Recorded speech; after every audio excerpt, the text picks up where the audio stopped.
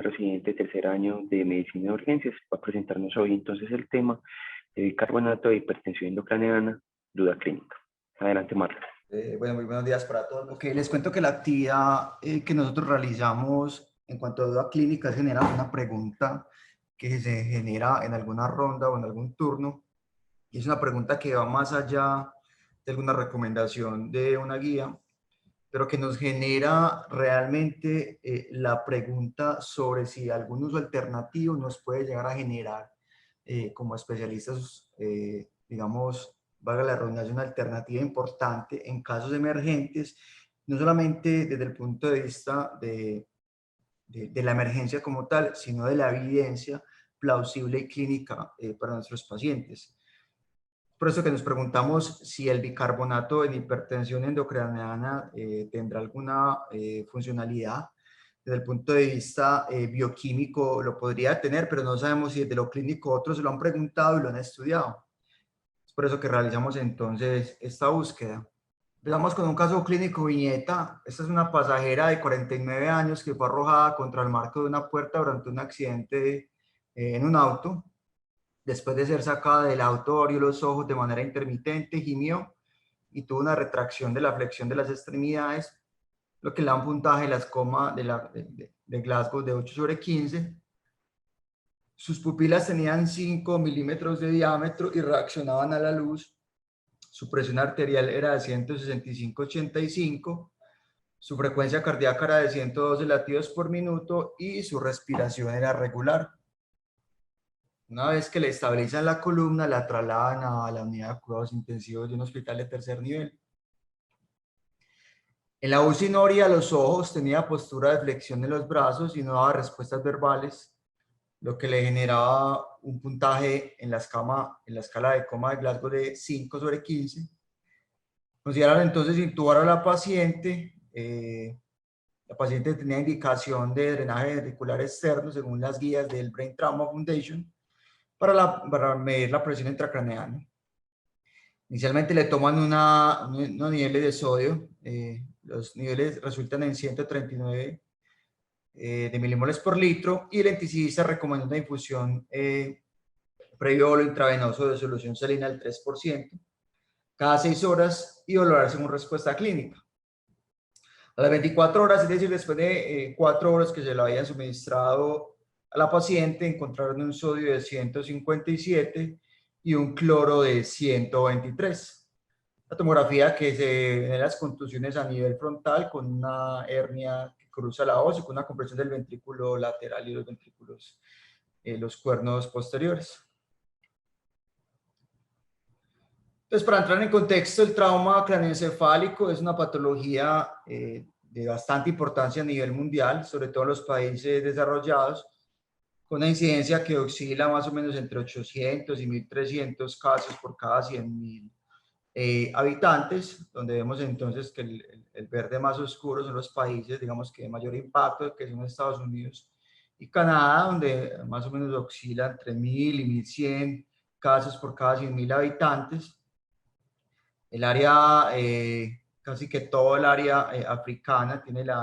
una incidencia mucho menor, que oscila más o menos entre los 700 y 800 casos por cada 100.000 habitantes, para más o menos unos números globales a nivel mundial de casi 70 millones de casos nuevos por año, de los cuales más o menos el 80% son casos leves y un 20% que oscilan entre casos moderados y graves de trauma craneoencefálico. El problema que se genera con el trauma realmente viene con las lesiones secundarias. Eso precisamente fue lo que partió el principio de la doctrina del doctor Alexander Monro, quien en un principio postuló que la bóveda craneana era un espacio que no era compresible y que los, digamos, 3 espacios que compartían, líquido cefalorraquídeo, encéfalo y circulación sistémica, cuando uno crecía, pues obviamente tendía a comprometer el otro. Y es realmente lo que sucede cuando, por ejemplo, un paciente se genera algún tipo de sangrado secundario en trauma o algún tipo de edema por alguna patología médica. Finalmente lo que va a generar es aumento de la presión intracraneana, que se podría medir objetivamente entonces de manera parenquimatosa o de manera ventricular, que finalmente va a terminar en la herniación, comprometiendo entonces inicialmente la circulación del polígono de Willis. Más adelante, cuando el pupilo del que fue Kelly, digamos que agregó todo el tema de la circulación y a su maestro, que era el doctor Monro, digamos que juntos crearon la doctrina de Monro-Kelly. Es precisamente esta relación de aumento de la masa intracraneana, como les digo, sea por patología traumática amédica o médica,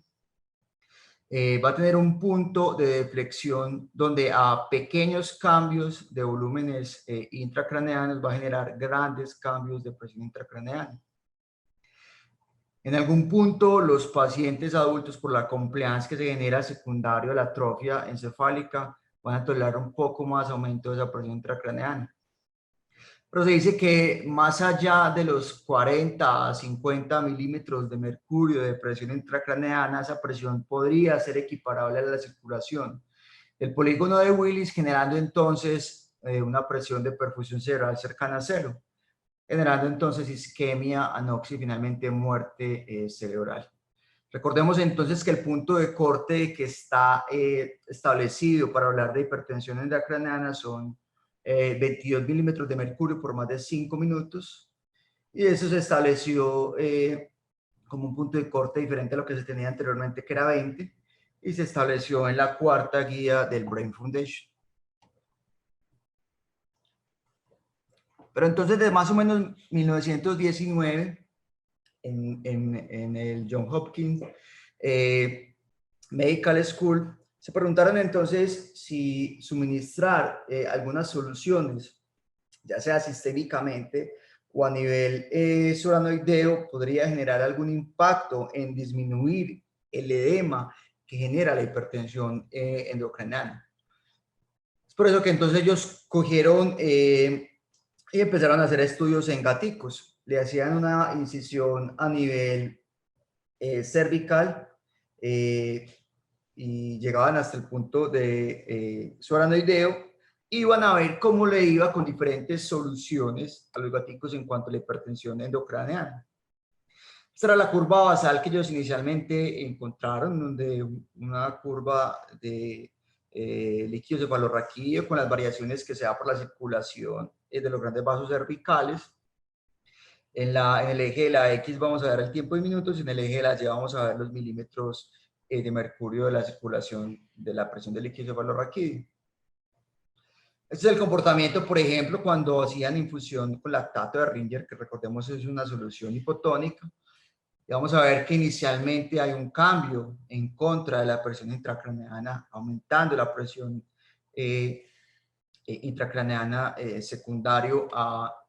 una regulación en contra del edema en los gaticos. Es por eso que entonces, el primer mensaje importante, desde aquí empezamos a ver cómo el lactato de Ringer no pudiera ser, digamos que la solución más favorecida para, a la hora de reanimar a estos pacientes con trauma craneoencefálico o algún tipo de patología médica que genere hipertensión endocraneana. Lo que es aún peor, el agua destilada, una solución obviamente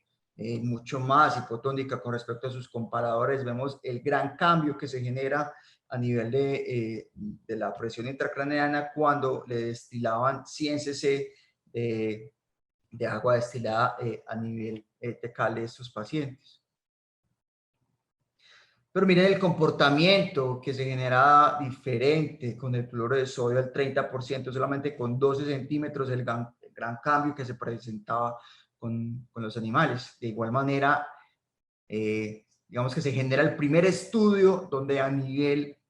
de animales el bicarbonato de sodio se empezó a ver que podría llegar a tener algún impacto en la disminución de la presión intracraneana desde el punto de vista osmolar, también como con el aumento de los niveles de sodio sérico solamente con 10 centímetros de una solución de bicarbonato de sodio al 8.4%.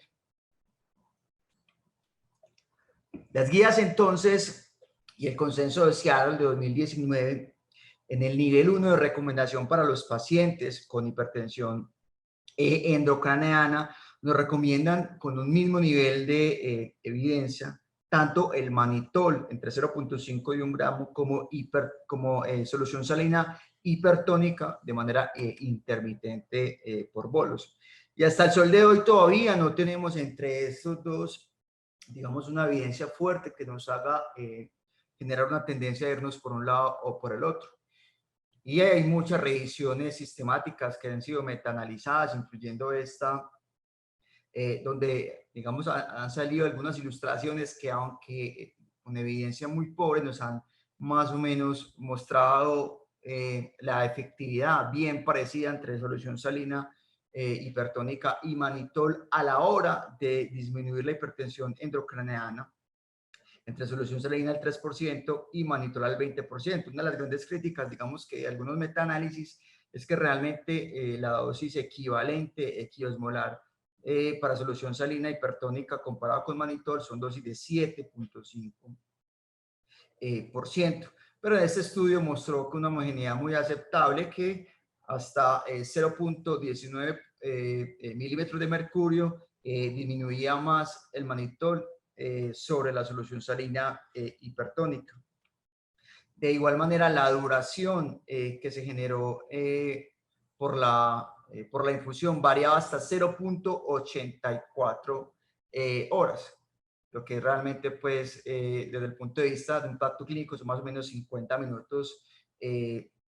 digamos, de diferencia entre la una y la otra, con una heterogeneidad, pues, realmente que no parece muy ilustradora. En cuanto a mortalidad, tampoco se ha visto que exista diferencia, eso se la preguntó la biblioteca de Cochrane,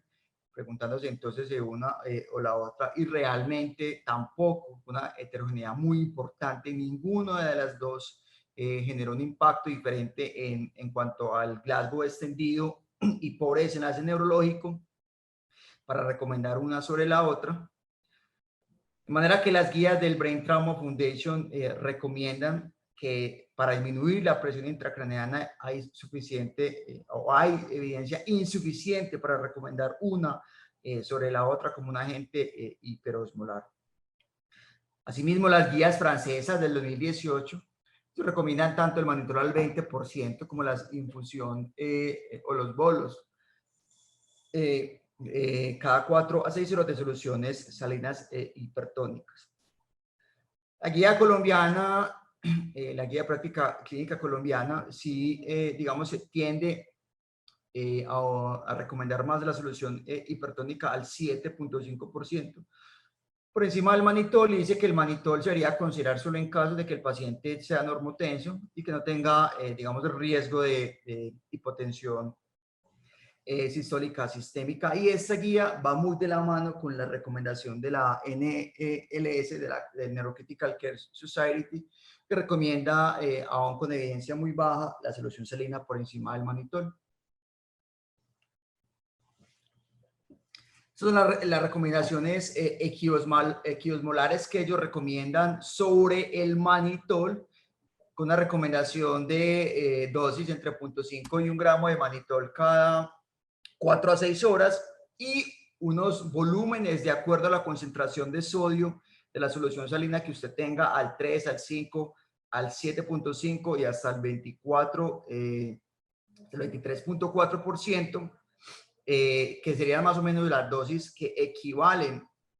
a la dosis que se tiene de acuerdo al manitol. Recordando entonces, y haciendo yo la salvedad, y es muy importante porque lo vamos a asociar con el bicarbonato, y es que recomiendan que soluciones por encima del 3%, es decir, se tolera hasta el 3%, administrarlas por vía periférica, y soluciones de 5, 7.5 y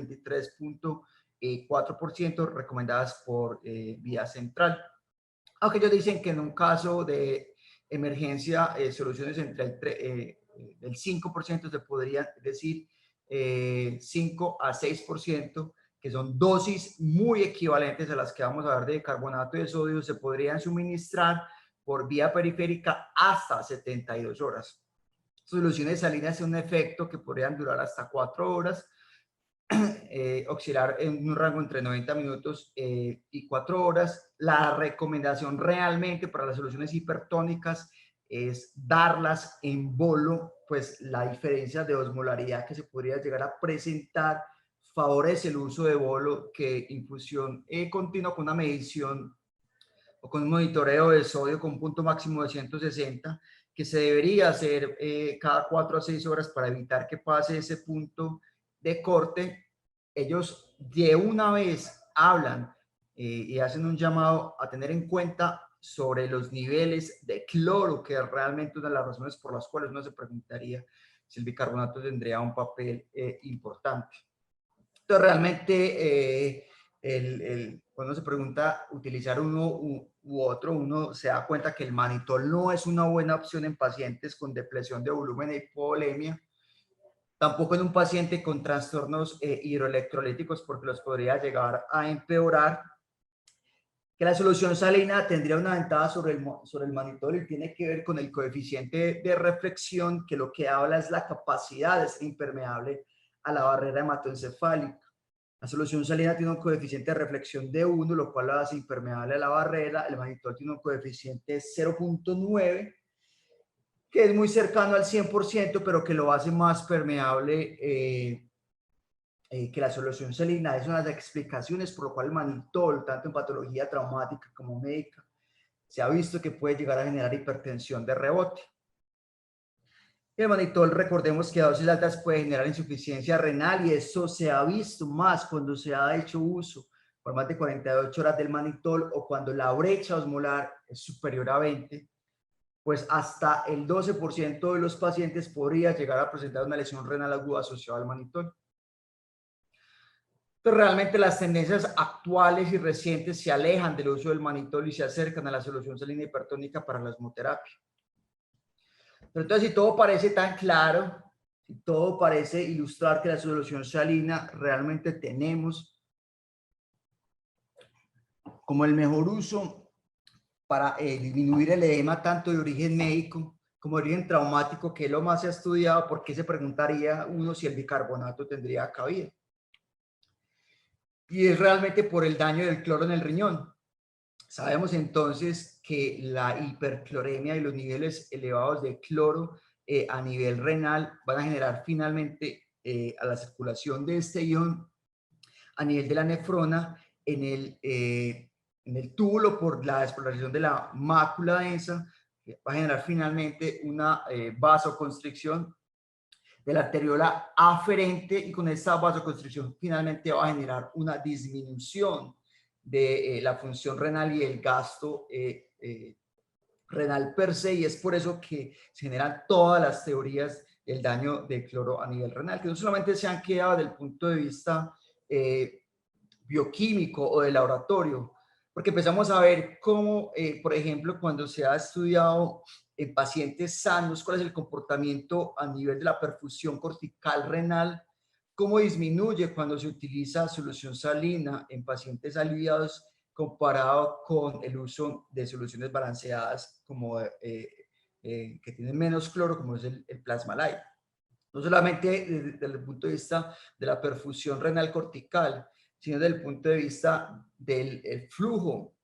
y las velocidades de la arteria renal, cómo bajan ostensiblemente desde el punto de vista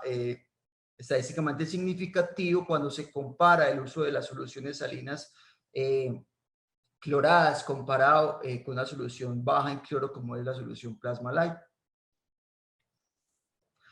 O de otra manera, como este estudio de antes y después, donde intentaban ver el impacto de soluciones ahorradoras de cloro, cómo la proporción de pacientes llegaban a través del tiempo a más estadios de lesión renal, aquí 2 o 3, con el uso de soluciones con aumento de cloro versus con una infusión previa antes de la intervención. Con soluciones ahorradoras de cloro o bajas en cloro. Y eso no solamente desde el punto de vista de la lesión renal, sino desde el punto de vista de la necesidad de terapia de reemplazo renal cuando se utiliza la solución baja en cloro versus la solución alta en cloro.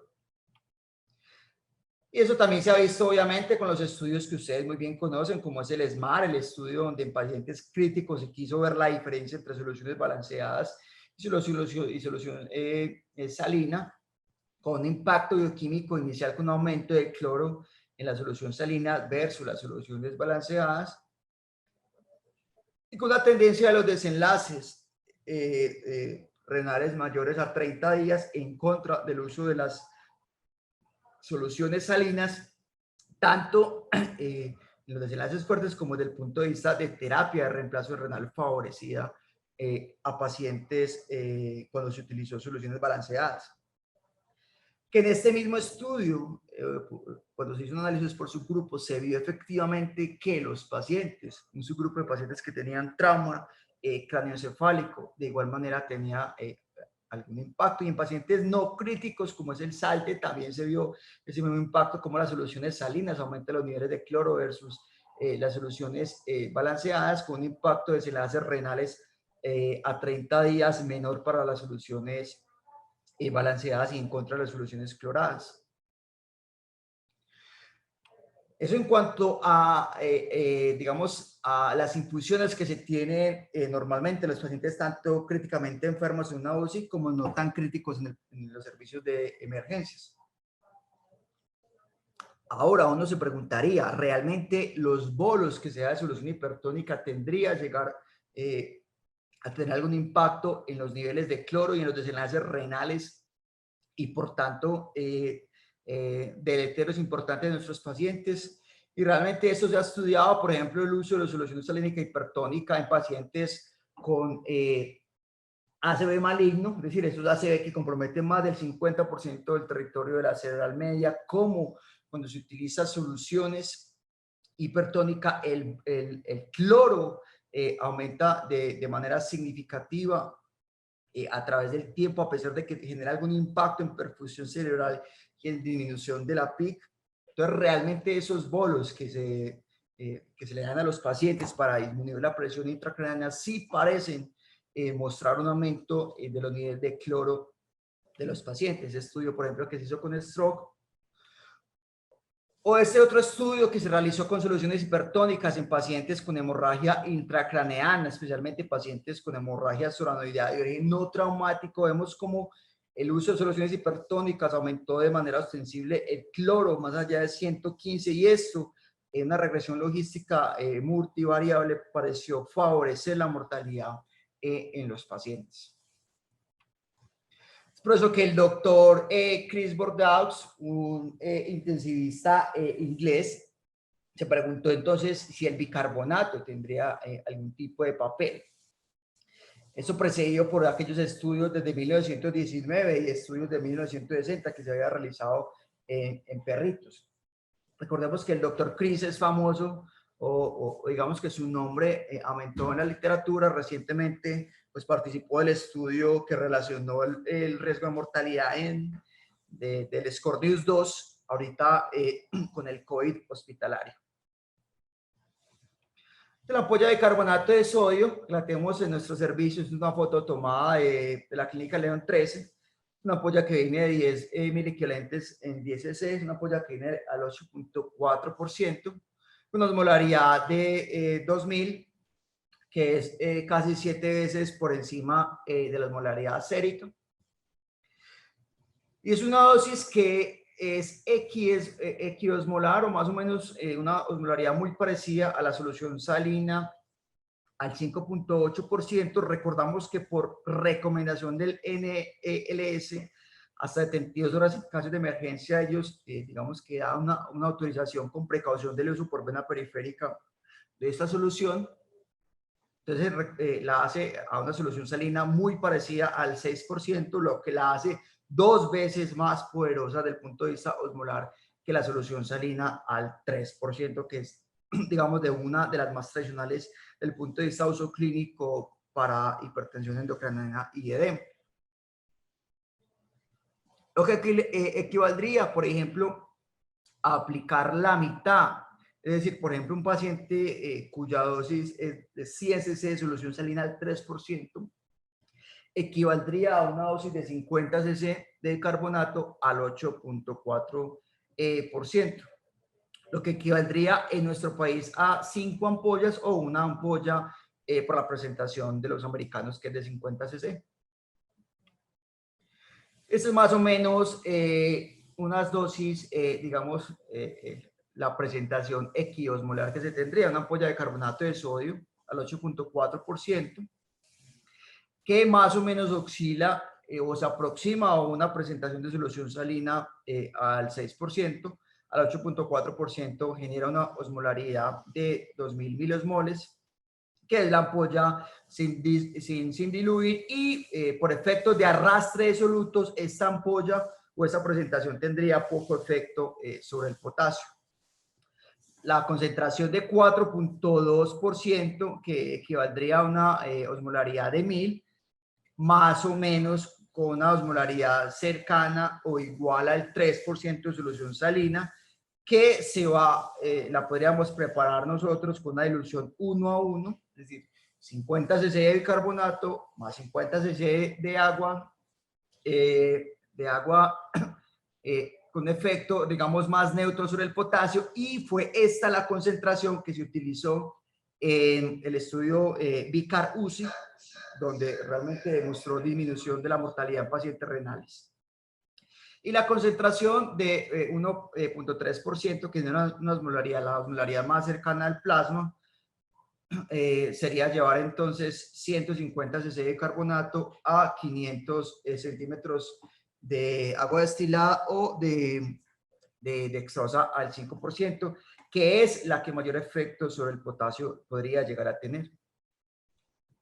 En cuanto a la seguridad, el bicarbonato de sodio al 8.4%, que la presentación de las ampollas, es un fármaco que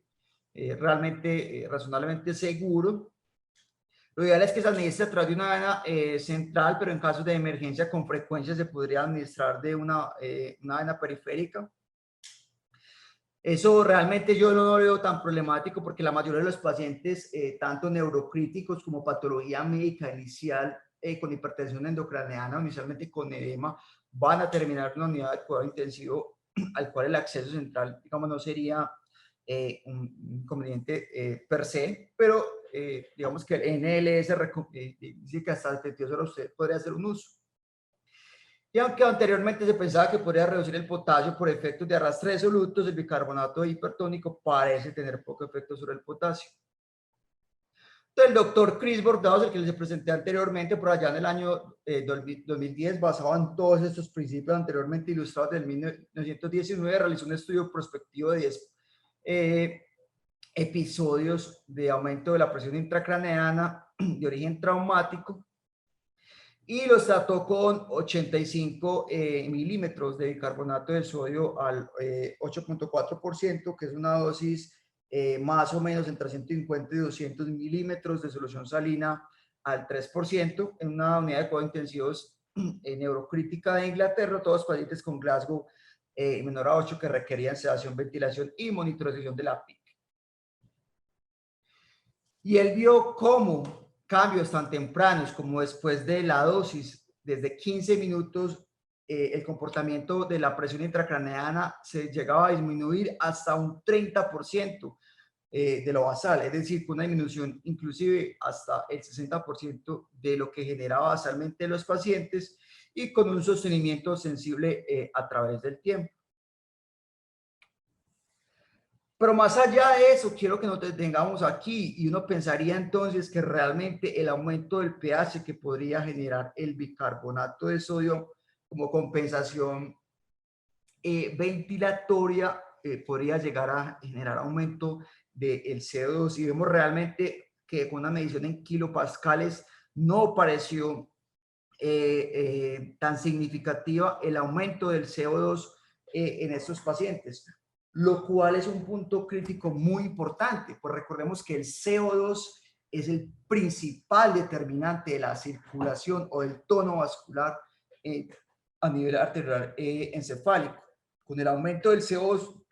esperaría uno que se aumente entonces la dilatación a nivel encefálico y favorezca el edema cerebral, pero no pareció realmente, según lo que él encontró, que generara algún tipo de impacto. Eso sí, favoreciendo la perfusión, la presión de perfusión cerebral, que es finalmente lo que uno busca, o uno de la, digamos, de los objetivos que se busca con las soluciones hipertónicas. El aumento de la perfusión, de la presión de perfusión cerebral genera una vasoconstricción de rebote en los vasos cerebrales, y la vasoconstricción finalmente va a disminuir el impacto del edema a nivel encefálico. Un año más tarde, el mismo doctor, el doctor Chris Bordeaux, ya realizó un ensayo clínico después de lo encontrado un año antes en una unidad de cuidado intensivo de Gales, donde estudió 20 episodios de presión intracraneal elevada y quería ver realmente el impacto de la PIC. Hizo una comparación de solución salina al 5%, que es la dosis equiosmolar, con solución con bicarbonato de sodio al 8.4%. Y encontró realmente que, digamos que la disminución de la presión intracraneana era muy parecida, pero tal vez el bicarbonato tenía una ventaja un poco más en cuanto a los niveles sostenidos a través del tiempo de la disminución de la presión intracraneana. Pero uno se aterra, realmente uno se impacta si todo parece tan bien, si todo parece tan favorable, realmente los estudios, ¿por qué son tan pobres y por qué son tan escasos? Pues realmente solamente en la literatura hay referenciados o existen de manera importante los dos estudios del doctor Bordeaux. Y realmente la revisión, cuando se han analizado revisiones sistemáticas de este tipo de carbonato de sodio, solamente hay 3 artículos dentro de las revisiones de las bibliotecas que realmente puedan llegar a referenciar el uso de carbonato de sodio en presión intracraneana. Y los 2 son de el doctor Bordeaux, y uno referenciado como un reporte de caso, lo cual hace la evidencia hasta el momento muy pobre para el uso del bicarbonato de sodio desde el punto de vista clínico, con estudios para realizar un metaanálisis y una conclusión más grande, lo cual nos genera un nivel de evidencia hasta el momento muy pobre. Sin embargo, considero que las condiciones que se han visto desde el punto de vista bioquímico plausible en animales y en humanos, promisorias para que estudios de